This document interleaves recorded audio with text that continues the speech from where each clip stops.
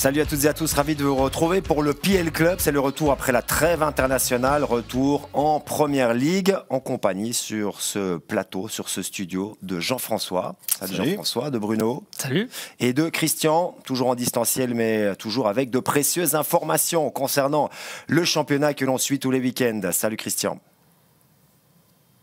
Bonsoir messieurs. Alors un petit mot quand même sur la qualification de la sélection anglaise. Est-ce que c'est une nouvelle génération dorée? On a vu notamment un Bellingham qui a crevé l'écran. Victoire face à l'Italie. Qualification pour les Anglais pour l'Euro. À 2 matchs de la fin. Belle performance. C'est une belle équipe. Et une composition peut-être surprenante parce qu'il y a des joueurs qui restent un peu comme dans un club comme ça, des joueurs qui jouent en sélection alors qu'en club ils ne sont pas vraiment non plus titulaires de base. Donc voilà, je peux faire un peu de people. Bah, allez-y. Ils se sont bien amusés en tout cas après la qualification. Ils ont dépensé beaucoup d'argent. Ils ont fait une belle fête avec Bellingham, Grealish et d'autres. Donc voilà.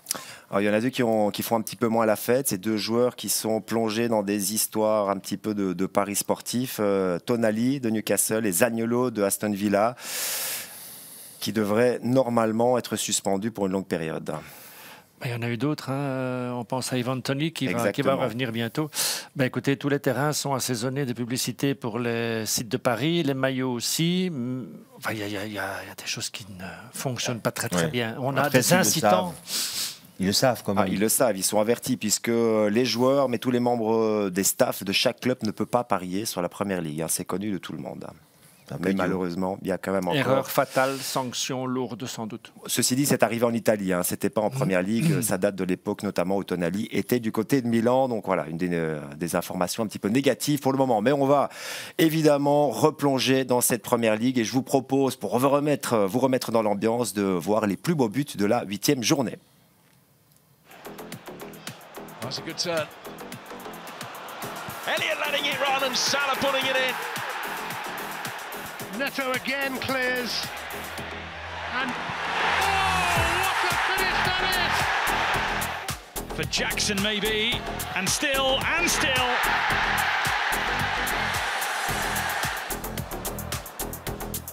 Kudos takes the touch, finds a fabulous finish!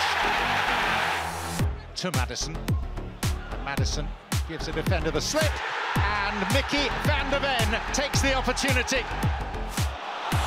Garner has picked this up. That's just what Everton needed. Dingra coming in and nicking the ball from the blind side and scoring.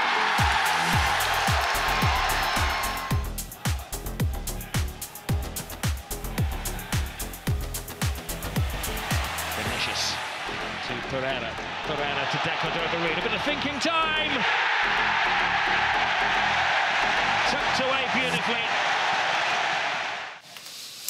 Voilà pour les buteurs de cette 8e journée. On va préparer ensemble la 9e. On va peut-être revenir d'abord sur les faits marquants. Après 8 journées de championnat, il reste évidemment toujours 2 équipes invaincues. C'est Arsenal et Tottenham qui sont en tête. Parmi les infos données par Christian, il y a un score qui revient souvent, c'est le 3-1 ou le 1-3.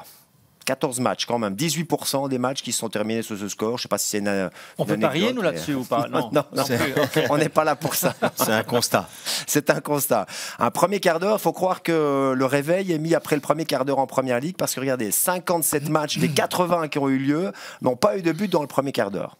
On peut parier là-dessus? Non plus. Okay, d'accord.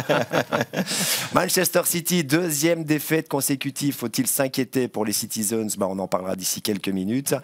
2 équipes invaincues. On l'a dit, Arsenal et Tottenham, les 2 équipes du nord de Londres. Et puis 2 équipes qui n'ont toujours pas gagné, c'est Bournemouth et Sheffield United. Là, je pense que pour eux, il faut s'inquiéter. Déjà, effectivement. Je vous propose de revoir peut-être le but quand même qui a marqué la 8e journée. C'est la victoire d'Arsenal face à Manchester City.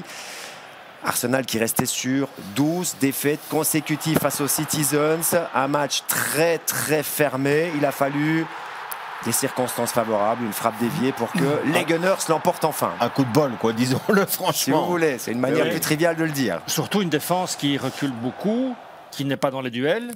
Il perd 2 duels avant d'avoir ce but contre. Donc voilà, il y a aussi des circonstances. Effectivement. Je retiendrai simplement que c'était pas un grand match. Non, pour une affiche comme ça, c'était pas un grand match. C'était un match plutôt ennuyeux avec 2 équipes qui se neutralisaient, qui s'observaient, mais on sentait qu'il allait se passer quelque chose en fin de match. Un but allait tomber. Restait à savoir pour qui. Bon, c'est Arsenal qui en a profité et qui balaye un petit peu les vieux démons parce que cette équipe de City les avait dépassés en fin de saison dernière. Oui.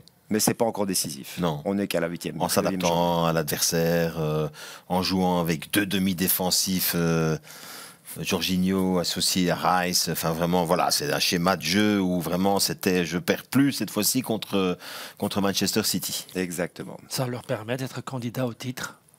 Et de le rester. Voilà, et d'être en tête et d'être devant Manchester City. Arsenal et City, on va en parler aujourd'hui. On va commencer par les Citizens qui reçoivent samedi sur le coup de 16h à Brighton. On en parle après ceci.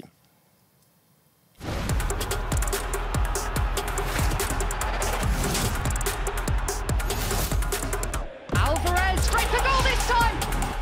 Put in through Ansu Fati. Ce sera le fil rouge de Goals of the Day, samedi, coup d'envoi à 16h. Manchester City 3e avec 18 points. Brighton est 6e avec 16 points, donc 2 points de moins seulement. Mais on peut dire déjà, messieurs, que c'est peut-être le match entre les 2 équipes les plus spectaculaires en ce début de saison. Ah ben Brighton, ça marque, ça encaisse beaucoup. Ça ne les a pas empêchés de terminer 6e la saison dernière avec une des plus faibles défenses du top 12. Tant que ça marque, c'est spectaculaire. Oui, je vais simplement réagir en disant qu'on attend beaucoup, mais parfois les matchs comme ça qui reviennent après la trêve internationale sont un peu moins excitants, où les gars, ils ont voyagé, ils ont... fait la fête. Ils ont fait la fête pour certains. Mais non, mais c'est vrai, c'est pas voilà, un match un peu de reprise comme ça après une pause de 10 jours, c'est pas toujours... Il y a toujours plus de questions que de réponses. Exactement. Bon, en attendant, Manchester City a perdu ses 2 derniers matchs de championnat. On peut même mettre 3 défaites consécutives en Angleterre. Il y a eu un match de Coupe de la Ligue perdu à Newcastle. Faut-il s'inquiéter pour les Citizens? On va poser la question à Christian. Apparemment, en première vue, oui, il faut s'inquiéter parce que c'est une mauvaise série, mais quand on regarde un peu dans le passé, qu'on regarde la saison passée, on va remarquer en fait que contre le top 9 en déplacement, ils ont pratiquement que perdu à part la victoire contre Arsenal. Et donc, en fait, on peut se permettre beaucoup de choses en première ligue pour être champion. On peut perdre ou ne pas gagner des matchs contre le top 9 en déplacement et encore être champion. Donc, pour moi, il n'y a pas d'inquiétude pour le moment. Ils ont de la marge, 5 défaites la saison dernière pour terminer largement en tête. Il y a encore un peu de marge. Mais c'est quand même interpellant, le tableau de Christian, c'est qu'on peut être champion d'Angleterre avec 5 points d'avance, c'était sur Arsenal, et un seul doublé. La seule équipe contre qui ils ont pris 6 points, finalement, c'est Arsenal, sur le top 9. Pourquoi vous croyez qu'ils jouent avec 2 demi-défensifs du côté d'Arsenal aujourd'hui? Non, c'est marrant parce qu'en fait, sur ces 3 défaites en 4 matchs, il y a un dénominateur commun à ces 3 défaites. L'absence de Rodri. 3 fois. Exactement. Le seul match qu'ils vont gagner, c'est en Ligue des Champions à Leipzig, où Rodri joue. Donc il y a vraiment une Rodri-dépendance. Une Rodri-dépendance. Je le dis parce qu'évidemment, on parle souvent de Bruyne et d'autres. Voilà, De Bruyne qui est encore absent, mais je pense que c'est là qu'il y a une explication sans doute à trouver dans l'équilibre général de l'équipe. Il est de retour ce week-end, donc... Oui. Et dire que ce match est calé entre la Ligue des Champions, bon, c'est les Young Boys, c'est pas dramatique, et le derby de Manchester. Donc il y a une série en cours qui est intéressante. Alors, sur les 6 premières journées, City avait gagné ses 6 matchs. On s'est dit à ce moment-là, peut-être que City va être invaincu tout au long de la saison. Maintenant, il y a 2 défaites, donc on va très vite. En football, on est un peu dans des montagnes russes. On est très vite trop optimiste et parfois trop vite trop pessimiste. Il y a quand même un élément important, Christian, c'est que cette équipe de Manchester City est toujours la meilleure défense. Ils n'ont encaissé que 6 buts depuis le début de la saison. Oui, toujours la meilleure défense, et c'est pour ça en fait que ça confirme l'infographie précédente, c'est qu'il n'y a pas d'inquiétude, parce que si on regarde la nature des buts encaissés, sur ces 6 buts, il n'y en a aucun qui est sur plan de jeu adverse. Alors en préparant l'émission, je vous avais dit, Serge, qu'on peut aussi se dire qu'une équipe qui attend et qui va jouer la contre-attaque contre Manchester City, ce qui est tout à fait normal, peut être un plan de jeu, mais réellement comme plan de jeu, il n'y a pas de but encaissé. Il y a 4 buts sur circonstances défavorables, comme notamment on l'a vu le but contre Arsenal, le but dévié. Et aussi, il y a 2 erreurs provoquées avec un home goal et aussi une mauvaise sortie de balle, une perte de balle.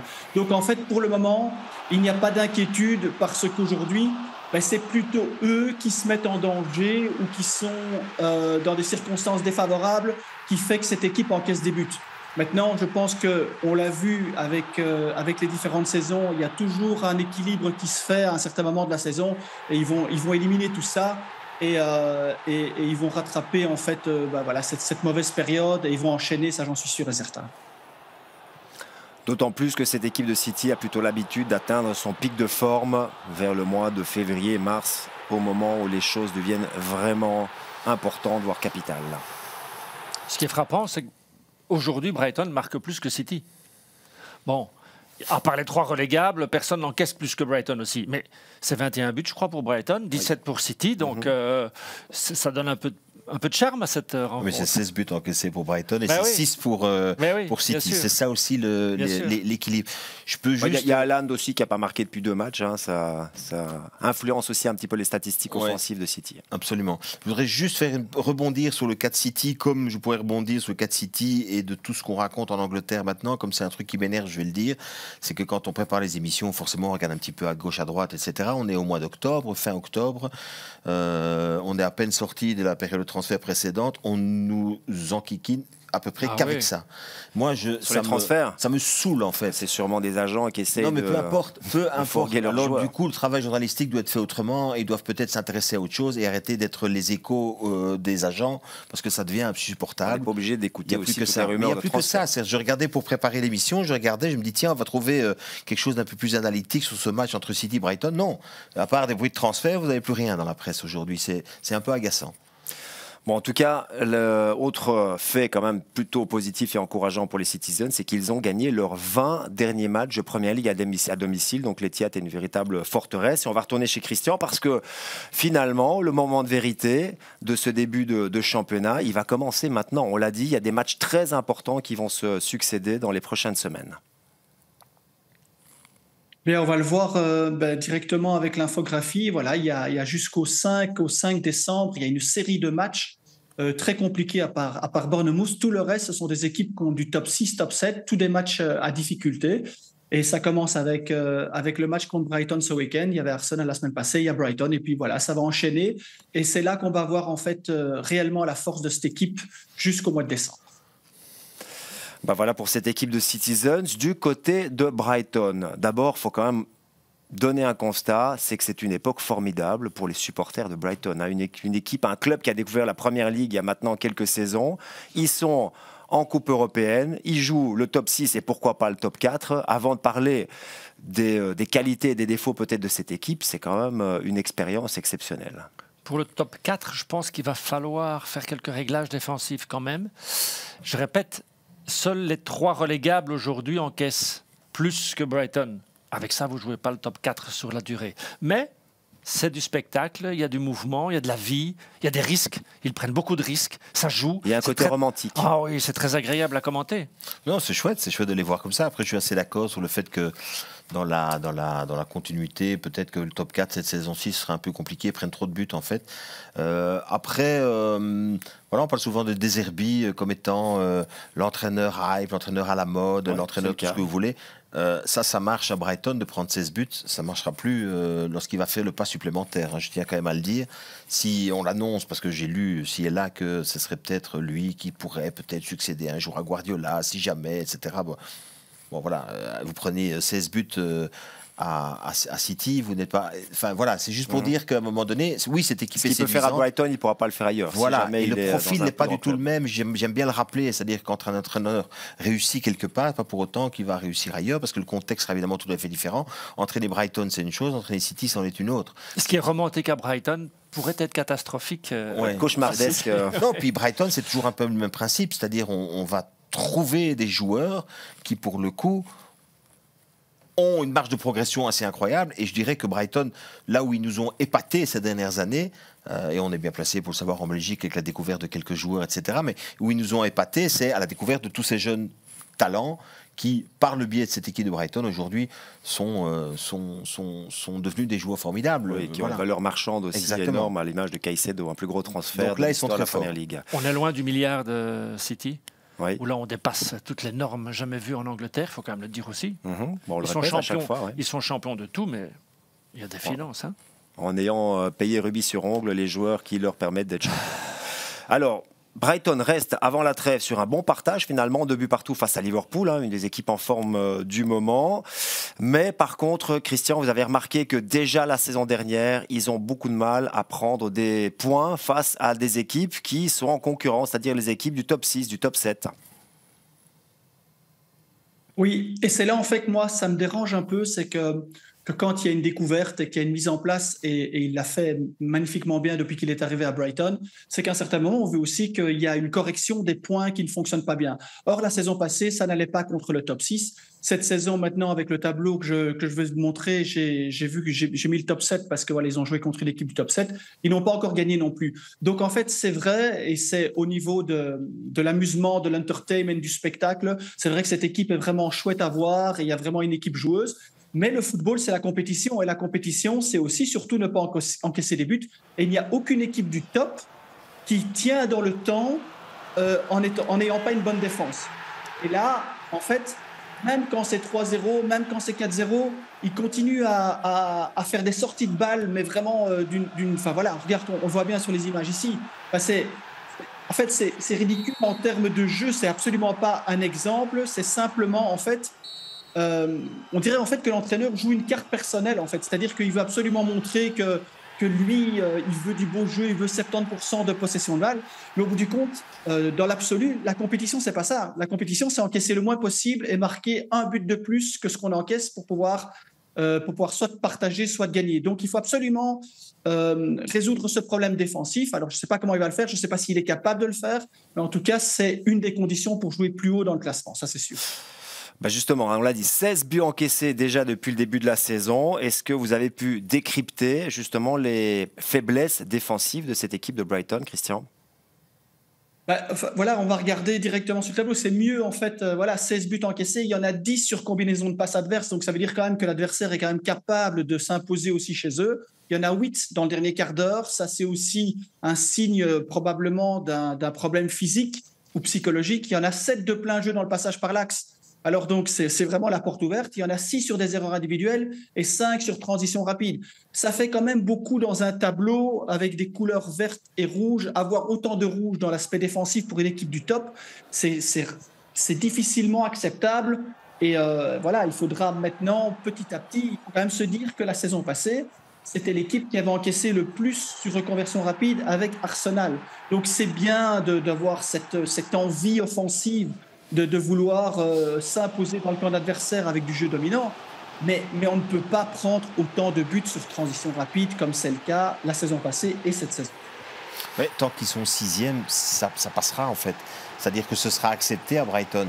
Je disais tout à l'heure, ce ne serait pas accepté ailleurs. C'est-à-dire qu'il y a des équipes qui jouent le top 6, top 4, où les impératifs de résultats sont bien plus... Soit Newcastle.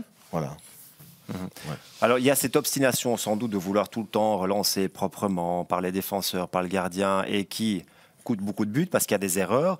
Mais j'ai quand même été voir tous les matchs depuis le début de la saison. Sur les 4 postes défensifs, c'est en général une défense à 4, j'ai vu et j'ai compté 9 joueurs: Webster, Dunk, Van Heen, Estupiñán, Lamptey, Veltman, Igor, March et le dernier c'est Milner. Donc il y a quand même 9 joueurs, donc il y a une tournante au niveau défensif, plus de gardiens. Il y a Verbruggen et Steele. Donc c'est pas la meilleure manière non plus de créer des automatismes. L'autre qui joue à l'extérieur. Oui, et j'ai même pas été voir dans les matchs Europa League. Donc c'est pas la meilleure manière non plus d'installer une défensive avec une défense avec des automatismes et avec de la consistance. Je crois qu'il y a un modèle. On retrouve quand même un modèle. Et Christian l'a souligné. Tant que vous n'avez pas une note technique à la fin d'un match, parce que vous avez perdu, mais vous avez une belle cote technique comme dans le patinage. Il n'y a pas ça en football. Hein. Donc, à un moment donné, mourir avec ses idées, c'est compliqué en foot. Brighton, c'est quand même, sur les 6 derniers matchs, une victoire, toute compétition confondue. Il faut aussi ressouligner ça. Avec les matchs d'Europa League. Avec les matchs d'Europa League. Ils sont donc peut-être, je n'en sais rien, on verra. C'est en tout cas un match important ici à City, parce qu'ils sont peut-être justement sur une dynamique un peu moins positive. Et quand on n'a pas de stabilité et de solidité défensive et qu'à un moment donné, vous vous retrouvez dans une zone de turbulence, c'est là qu'il faut pouvoir être costaud. Et c'est là où, justement, il y a peut-être un doute à avoir les concernant pour les prochaines semaines. Voilà, il n'y a pas danger. Le modèle du club, c'est pas d'être nécessairement parmi les 4 premiers. Et s'ils y sont, c'est très bien. Le modèle du club, c'est de faire encore et encore découvrir de jeunes joueurs. Et l'Europe voilà. Ouais, s'il y a l'Europe, ça coûte des points aussi, l'Europe. Hein. Exactement, il y a la Coupe d'Europe. Le dernier mot, il appartient à Christian dans ce match quand même, qui sur le papier est alléchant et devrait être spectaculaire, parce qu'avec Brighton depuis le début de la saison, on marque beaucoup, on encaisse beaucoup. Il y a quasiment 5 buts de moyenne dans les matchs de Brighton depuis le début de la saison, Christian. Oui, Serge, moi j'ai 2 remarques pour conclure. La première, c'est que contre Manchester City, c'est pas contre une équipe qui est classée en dessous d'eux, donc ça va être beaucoup plus compliqué s'ils font des sorties de balles comme ça. Et puis deuxièmement, je crois réellement que l'entraîneur, personnellement, s'en fout complètement de l'aspect défensif. Je pense qu'il se dit que s'ils en encaissent 2, ils en mettront 4, et que s'ils gagnent 6 matchs sur 8 ou 4 matchs sur 6, et qu'il y en a 2 où il doit perdre 6-1 comme contre Aston Villa, ça passe. On verra bien la semaine prochaine, mais je crois qu'il ne changera rien. Et donc, c'est un entraîneur italien des Zerbi qui n'a pas été biberonné au Catenaccio, si je comprends bien. Non. Le Catenaccio est mort. Hein, c'est ça, oui. Est-ce qu'il y a encore un Catenaccio? Ça, c'est la question. Mais c'est la légende, hein, évidemment. On allait terminer avec cette petite note d'humour. Et on passe au match suivant. C'est le match de 18h30 samedi. Et c'est un gros derby londonien puisque Chelsea reçoit Arsenal.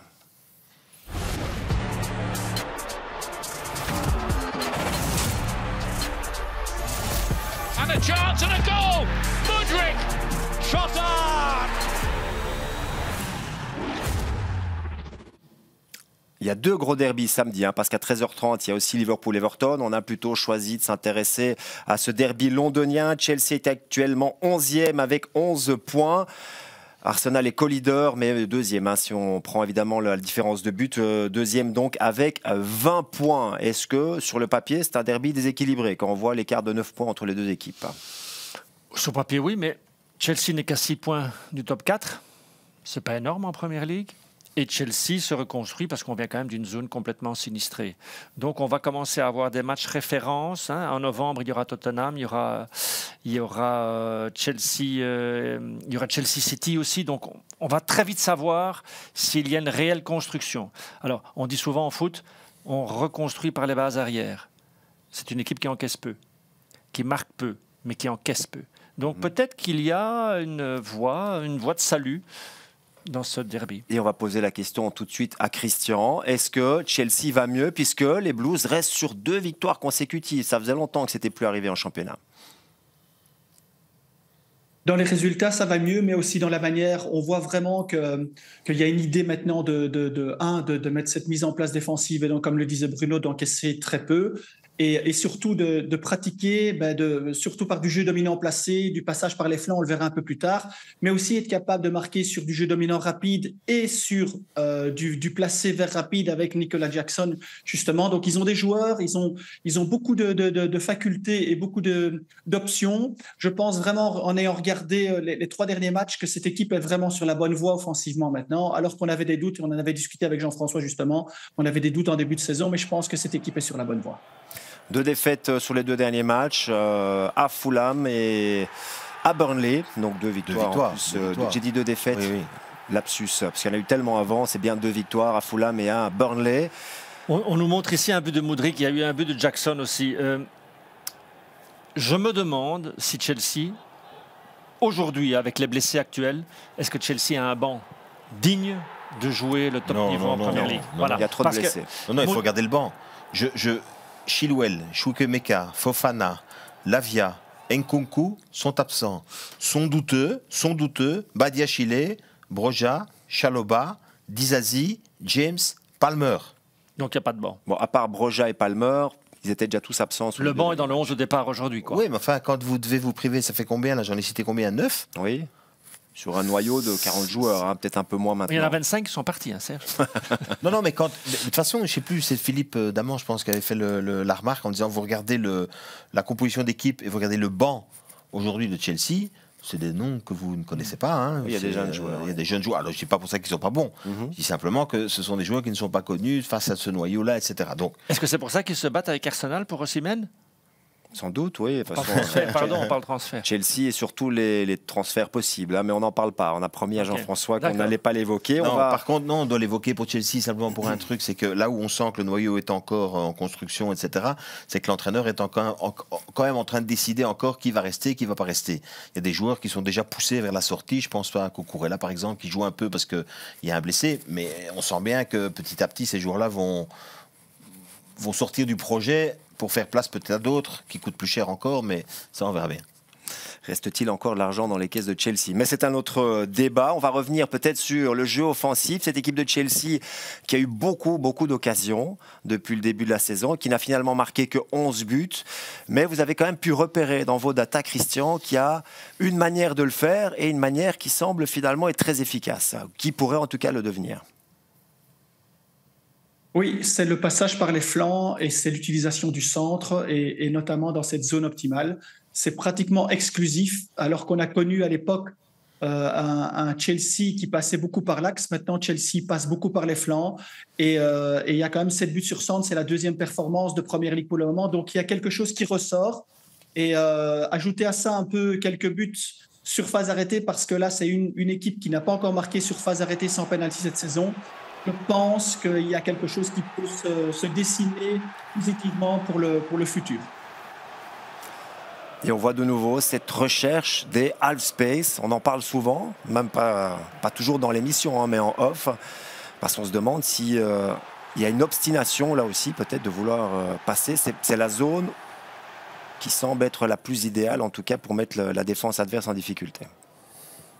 Vous me demandez quoi? Si c'est le hasard ou si c'est travaillé? Non, c'est certainement une recherche. Maintenant, on voit ici sur les images que la façon de décaler l'Alspé, c'est on va chercher le latéral qui se trouve finalement à hauteur des 16 mètres et qui met un centre en première intention devant le but. Enfin, en tout cas, les images qu'on a vues là, voilà, c'est pas vraiment. Et puis alors, il y a cet appel, ça c'est un peu plus. De Bruyne fait ça très bien, par exemple, de profiter de l'intervalle qu'il peut y avoir quand une défense défend en zone, mais. Alors, ça dépend des principes de zone. En fait, c'est l'adversaire qui va déterminer la façon dont vous allez aussi attaquer. Donc, quelque part, comme il y a beaucoup d'équipes qui laissent aujourd'hui de l'espace entre leurs latéraux et leurs défenseurs centraux, l'infiltration là, dans cette zone-là, elle est capitale. Et il y a des équipes qui font ça très très bien. City fait ça très bien. Voilà. Maintenant, si je suis Arteta, je vais aux chiffres purs. Hein. C'est une victoire cette saison en 4 matchs à domicile. L'adversaire était Luton. Ouais. Il marque 4 buts à domicile, dont 3 contre Luton. Ouais. Il faut y aller. Si on est Arsenal, il faut y aller le cœur léger. Les chiffres sont cinglants, ça c'est clair. Voilà. Donc c'est pour ça qu'Arsenal est quand même favori dans cette rencontre. On va peut-être regarder avec Christian les résultats d'Arsenal cette saison. Il y a quand même eu 5 matchs à domicile. Ils sont toujours invaincus en 8 rencontres, dont 5 à domicile. Mais les résultats sont quand même très positifs. Oui, il faut rendre hommage quand même. Je veux dire, c'est un peu moins flamboyant dans le jeu, on le verra un peu plus tard, mais voilà, l'efficacité elle est là. Et c'est dans la compétition, parfois c'est bien aussi de pouvoir gagner 1-0 contre Palace ou 1-0 à Everton, mais d'aller prendre les 3 points. Alors là, maintenant, la seule petite nuance, c'est qu'il y a eu 5 matchs sur les 8 à domicile. Maintenant, il faut voir un peu quels vont être les résultats en déplacement. Mais bon, ils sont bons aussi dans ce domaine-là. Et en déplacement, on le voit, Christian, ils n'ont toujours pas encaissé. C'est 3 matchs en déplacement, 3 victoires. Et depuis le début de la saison dernière, c'est l'équipe qui a réussi le plus de clean sheets en déplacement en Première Ligue. Là, il y a quand même quelque chose de très marqué et de très particulier. Autant on a souligné le manque de cohérence dans les buts encaissés sur les reconversions rapides à domicile. Donc, il y en avait 4 sur les 6 qui étaient encaissés comme ça. Autant au déplacement, ils n'ont pas encore encaissé. Et ça, c'est quand même... Je veux dire, il n'y a que 3 matchs, mais c'est quand même remarquable et c'est la meilleure performance. C'est les seuls qui sont capables de faire ça dans ce domaine-là pour le moment. Maintenant, voilà, il faut continuer comme ça pour pouvoir être performant jusqu'à la fin de la saison. Voici donc le dernier but encaissé par Arsenal en déplacement. C'était à Nottingham le 20 mai dernier, le jour où Arsenal a sans doute perdu cette dernière illusion d'aller chercher le titre. C'est une belle performance. Bien sûr, on a des chiffres aussi. On en a parlé avec Brighton. La saison dernière, c'est la meilleure attaque avec Brighton à l'extérieur. Arsenal, c'est 35 buts marqués à l'extérieur. Donc on a quand même une constante aussi du côté des Gunners. Alors comment ça s'explique? Sans doute par des choses très réalistes. C'est qu'ils ne sont pas toujours obligés de faire le jeu comme à domicile. Donc ils ont plus de concentration défensive. Tout ça est vrai en Première Ligue. Oui. Je rappelle qu'en Ligue des Champions, ils ont été perdre à Lens. Oui. Donc voilà, je le dis simplement. Oui, mais là, on parle de Première Ligue. Pourquoi le jour où on aura la Ligue des Champions, on fera une émission sur la Ligue des Champions. C'est pas ça. Ce que je veux dire simplement, c'est que quand je regarde le match, par exemple, contre Manchester City, je me dis, c'est un match finalement embêtant, sans rythme. Oui, tout à fait. Quand ils vont jouer en Ligue des Champions à Lens, c'est un match où il y a de la furia dans le match. L'intensité, il y a de la furia. Moi, j'attends de revoir Arsenal dans les moments où il y aura ces moments-là d'intensité, quand on va un peu plus les bousculer, mettre un peu plus de folie dans les matchs, etc. Je trouve que pour l'instant... Il y en a eu. Il y a eu Manchester United, il y a eu Tottenham. Oui, non, sans plus pour l'instant. Je ne suis pas encore convaincu du travail d'Arteta avec la qualité de ce groupe-là. Peut-être que j'aurai tort en fin de saison, et je l'espère pour les supporters d'Arsenal, mais je ne sais pas, il y a quelque chose... Je vois ici, je l'ai déjà dit, il joue contre City, il est sur sa philosophie, on le voit parfois dans des extraits comme ça dans les vestiaires, il est très excité, etc. Et puis là, Jorginho, Rice jouent ensemble et ils ont joué un match où ils ont à peu près empêché de jouer l'adversaire. Enfin, ouais, mais ça, 12 défaites consécutives face au même adversaire et enfin une victoire. On ne peut pas dire qu'il s'est trompé. C'est un choix. Ah, mais je ne dis pas qu'il s'est trompé. Je dis pas qu'il s'est trompé. Je dis simplement que, voilà, ça a été un match... Je pense que les invincibles n'existent plus. Voilà. On n'aura plus ça. C'était exceptionnel et merci d'avoir vécu ça en direct. Oui, mais aujourd'hui, c'est un autre temps. Bon, on va peut-être expliquer, Christian, à Jean-François. Non, pas les invincibles. Là, il est trop jeune. Non, même pas. C'est vrai. Mais pourquoi cette équipe, finalement, semble moins spectaculaire, moins flamboyante, moins chatoyante, mais est peut-être plus efficace et plus réaliste cette saison? 56 buts la saison passée sur jeu dominant placé. On a vanté toute la saison le beau jeu, le nombre de buts marqués. Cette saison, si on regarde le tableau, ils ne sont qu'à 8 buts de plein jeu. Alors j'ai mis le tableau complet jusqu'à Burnley pour montrer en fait que par rapport aux Wolves, à Nottingham et à Burnley, ils n'ont marqué qu'un but de plus de plein jeu. Donc c'est très étonnant. Attention, il y a une nuance à ça, c'est qu'ils ont quand même 5 buts sur penalty, et donc pour provoquer un penalty, il faut être dans le rectangle, donc il faut être très haut, et donc c'est souvent sur des buts, c'est souvent sur des actions de jeu dominant placé, donc il faut un peu nuancer par rapport à ce tableau, mais c'est révélateur, on le dit depuis toujours, il y a celui qui a envie de faire du spectacle et de marquer beaucoup de buts, mais à un certain moment de ne pas être champion, et puis il y a celui qui marque les nécessaires. Je crois que Mourinho l'a bien prouvé à travers toute sa carrière. Le nombre de 1-0 et de 0-0 qu'il a fait pour être champion, ça fait partie aussi du football de compétition. Et là, aujourd'hui, ils ne marquent pas beaucoup, ils ne sont pas très flamboyants offensivement dans leur jeu dominant placé, mais ils prennent des points. Et donc, quand ça va commencer à se développer, ils peuvent commencer à dérouler et ils seront, à mon avis, toujours dans ce top 2 ou dans ce top 3. Est-ce que ça répond à vos interrogations? À son sourire, je dirais oui. Non, oui, parce qu'ils sont invaincus. Non, mais ils sont invaincus. Je ne suis pas supporter, moi, Serge, d'Arsenal. Donc, ce que j'ai envie de dire simplement, c'est que je suis d'accord sur tout ce qui se passe. Je dis simplement qu'ils vont faire un match à l'extérieur en Ligue des Champions qui est tout aussi important. Ils tombent dans une atmosphère et dans un truc où ils sont un peu plus... Je trouve que de temps en temps, pour vous dire le fond de ma pensée, je trouve de temps en temps que sur des matchs en Angleterre, aujourd'hui, ça manque un peu d'intensité par rapport à ce qu'on retrouve parfois dans des matchs du top de Ligue des Champions, dans des matchs un peu comme ça où ils sont bousculés. Il y a eu de etc. l'intensité jusqu'au mois de mars. La saison dernière, ils se sont écroulés sur la fin. Est-ce que c'est pas un meilleur calcul d'être un peu plus prudent en début de saison pour pouvoir être plus fort à la fin? Aussi sur la Ligue des Champions. Il l'a dit, Christian l'a dit. Souvenez-vous, Chelsea de Mourinho. 1-0, 89e, 0-1, 78e. On savait que le match était plié parce qu'il n'allait pas encaisser. C'est peut-être une des missions d'Arteta aujourd'hui. Ramener ce titre. Je souhaite pour les supporters d'Arsenal que ça fonctionne bien. À titre tout à fait personnel, on a le droit, c'est comme ça. Je ne sais pas, Arteta n'est pas un entraîneur qui me convainc. J'ai l'impression que là, maintenant, il cherche à être plus stable, mais en même temps, il est moins... Enfin, voilà. Donc, vous êtes d'accord avec vous-même, mais c'est déjà pas mal. Une des manières, Christian, de gagner 1-0 ou 0-1, c'est notamment d'utiliser les phases arrêtées quand le match est un petit peu compliqué. Mais quand on développait Brentford et on disait que Brentford avait 45% des buts sur phase arrêtée, cette saison, pour le moment, Arsenal a 50% de ses buts sur phase arrêtée. Ça, c'est un véritable exploit, même s'il y a 5 pénaltys. Mais ils ont marqué 8 fois, 2 corners, 1 coup franc, dont un magnifique corner. Le but de Trossard, c'était quand même une combinaison très, très intéressante. Donc, il y a quand même une volonté de pouvoir développer ce domaine-là et d'en profiter.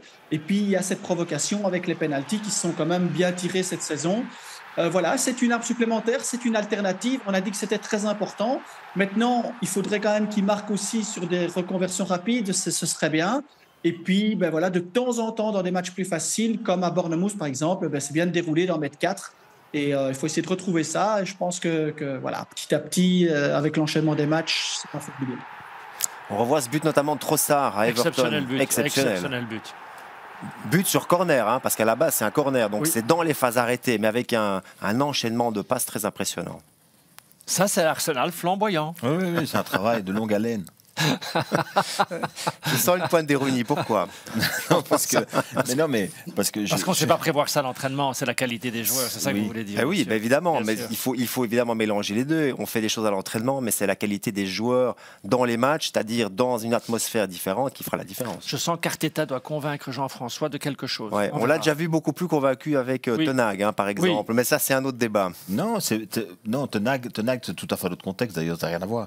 mais non, Arteta, ça fait combien? Ça fait la 5e saison depuis fin 2019. Pendant 4 saisons, 3 saisons, ça a été un peu compliqué quand même. L'année dernière, ça a été très bien pour une partie, puis ils ont craqué. Ici, ils sont un peu dans une dynamique où on a l'impression qu'en début de saison, ils ont un peu resserré les boulons défensivement, etc. J'attends de voir, mais je souhaite évidemment pour eux que ça aille jusqu'au bout de cette saison-ci. À un moment donné, c'est vrai qu'il faut un titre. Exactement. Voilà. En tout cas, match à ne pas rater ce samedi, Chelsea face à Arsenal. Arsenal qui reste quand même sur 3 victoires consécutives au Bridge. Donc, on va voir si Chelsea est capable de se rebeller. Exactement, c'est ce que je voulais dire. Est-ce que vous voulez dire ? Ce serait un record de remporter 4 fois de suite au Bridge. Oui, voilà. Ouais, effectivement. Donc là, c'est aux Blues de ne pas se laisser battre cette fois-ci et de ne pas laisser Arsenal venir s'imposer comme ça dans leur fief. Voilà pour les 2 rencontres qu'on a pu préfacer dans cette émission. Je vous propose de découvrir le programme qui est quand même très riche pour une reprise avec beaucoup de matchs le dimanche. On commencera avec le derby de la Mersey. Le derby, toujours très chaud, le derby de la Mersey avec un Liverpool qui part largement favori. Il y a vraiment une différence entre les 2 équipes, mais qui sait, dans un match pareil, tout peut toujours arriver, même si Liverpool est souvent le vainqueur à domicile face aux Blues, face aux Toffees d'Everton. Goals of the Day, on l'a dit, le match principal. Man City qui joue. Donc, Brighton. Voilà, Chelsea-Arsenal dans la soirée avec un match à 20h55 avec les Coupes d'Europe. Il y a un programme qui est parfois un petit peu chamboulé. Oui, effectivement, il y en a eu. Ça arrive de temps en temps, mais c'est vrai que ça arrive souvent cette saison, un match à 20h55. Surtout on verra Manchester United. Pardon ? Il n'y a pas un match de rugby au même moment exceptionnel. Tottenham-Fulham, c'est pas lundi, ça ? C'est lundi, exactement. Ouais. Lundi à 20h55. Ce sera l'autre derby londonien, c'est lundi soir. Et puis un seul match donc le dimanche, Aston Villa face à West Ham. 2 équipes quand même européennes, 2 équipes qui sont dans le top 8, je pense, actuellement. Donc ce sera aussi une affiche pour le dimanche. Belle semaine avec l'Europa League. En plus, le retour de l'Europa League. Jeudi. Et puis le derby de Manchester, vous l'avez déjà annoncé le week-end d'après. Donc voilà, on est comblé. C'est le retour de notre championnat favori. N'oubliez pas de nous suivre sur nos différents médias sociaux. Que voici, que voilà. On rappelle aussi Discord. Et puis la connectivité entre Christian, Vision du jeu et nos abonnés. Et nos passionnés, j'ai envie de dire. Bien sûr, nos passionnés abonnés, c'est la même chose. Mais bon, ils sont de plus en plus nombreux. Ils sont assez réactifs, ils challengent Christian. Oui, on va peut-être lui demander, est-ce que cette collaboration avec Discord, est-ce que pour le moment, on est parti sur des bonnes bases ? On augmente chaque semaine d'environ 30 à 40 abonnés qui viennent s'inscrire sur Discord. Et puis voilà, il y a une interactivité. Ce n'est pas toujours les mêmes qui interagissent. On a des fidèles déjà. Un certain Hazard comme surnom et puis Hakim Eden, Kylian ou Torgan. Voilà, c'est peut-être Eden qui a le plus de temps pour le moment avec un underscore, donc c'est difficile. Okay. Mais voilà, et puis ça sera donc le match, ça sera Chelsea-Arsenal ce week-end où je retrouverai tous les abonnés. Voilà, et vous avez vu le petit QR code, hein, c'est une manière de rejoindre directement Christian, Vision du jeu et Discord. Voilà, merci Jean-François. Merci Bruno, merci Christian également, et merci à toute l'équipe technique qui participe à la production de cette émission. On se retrouve sur nos antennes ce week-end pour suivre la Première Ligue et dès jeudi prochain pour une nouvelle émission. Bye bye.